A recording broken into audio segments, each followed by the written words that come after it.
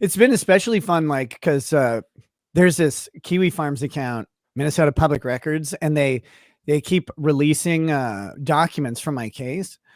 And then what happened is, like, the case got sealed, so they ran out of documents to release, so they had to break up the last one into multiples because they're like.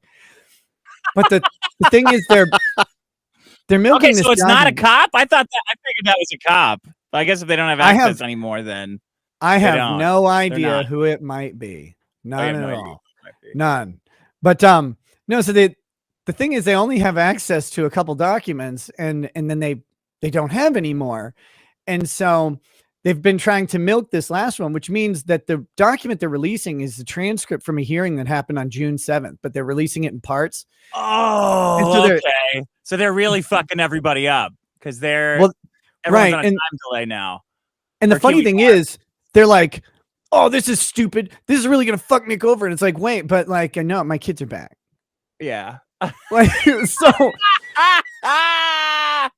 So like, oh, Nick's really gonna get fucked by this. Like, well, that didn't happen. The funny thing is, I know it didn't happen because I remember when the hearing occurred. Oh, they're back and free and clear. There's no more kid thing at all. So all of that was for no reason. All of it, like all of this hysteria over your case amounted to nothing.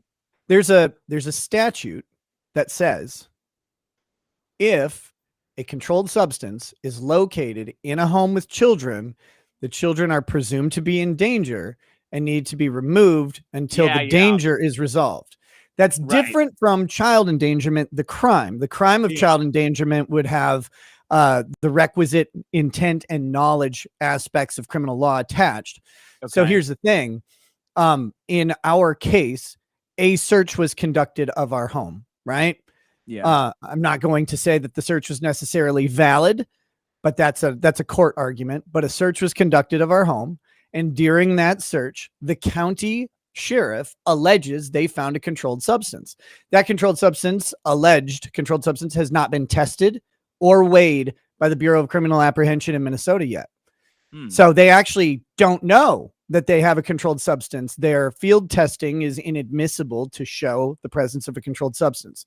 So it's admissible for the purposes of establishing some level of cause, right? It goes into the factors for establishing probable cause, but they haven't actually tested it yet. So they don't know the actual weight of the alleged controlled substance. They don't know the actual chemical composition of the alleged controlled substance, but during their field testing, it field tested positive for what would be a controlled substance. And based on that, they have the grounds to emergency place the children out of the home, which is what they did. Yeah. There are no other grounds for the removal of my children from my house. So despite the kvetching online, there was not actually any finding of child maltreatment or malnourishment or neglect or abuse. None of that actually has happened. Hungry shit. Yeah. That was all what I tried to tell people early on. That report, the kid being hungry. First of all, children say they're hungry when they're hungry. Like when they want to eat a sandwich, they say they're hungry. Kind of like they say it all the time. They say it while they're eating. They say, I'm starving. I don't want to. And they say, I'm hungry. I don't want to eat that. Yes. And when this story eventually gets told, and it's so much fucking worse than I can express, but it has to be told through court first, because if I just tell it now, people won't have any reason to believe it.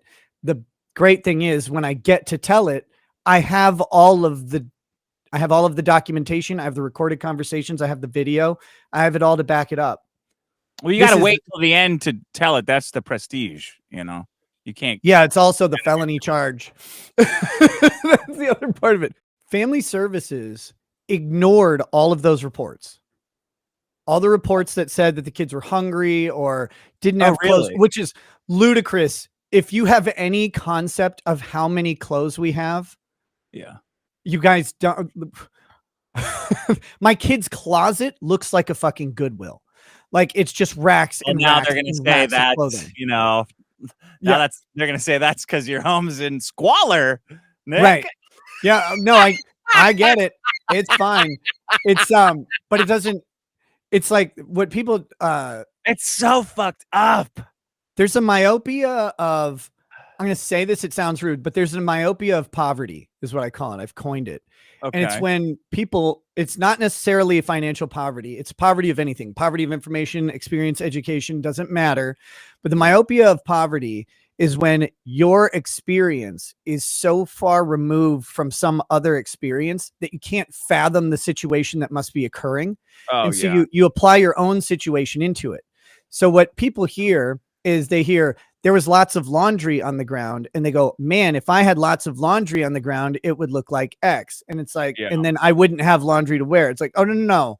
You don't understand how many clothes our children have.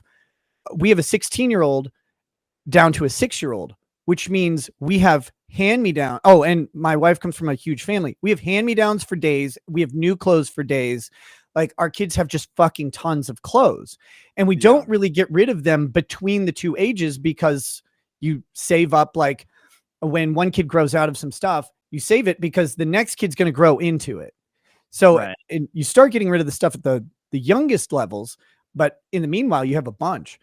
And so, yeah, was there a bunch of laundry in the house? Absolutely. It was incidentally, it was sorted into piles so that it could be washed in the laundry room that it was adjacent to. But hey, who's counting? That being said, sound like a Goodwill. Yeah, it kind of does, except with less people who don't speak English in it.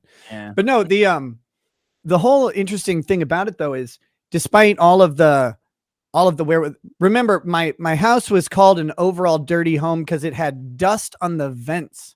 Oh, it's fucking cops. Oh, I know. It's so fucking fun. It's like there dust on the vents. Okay.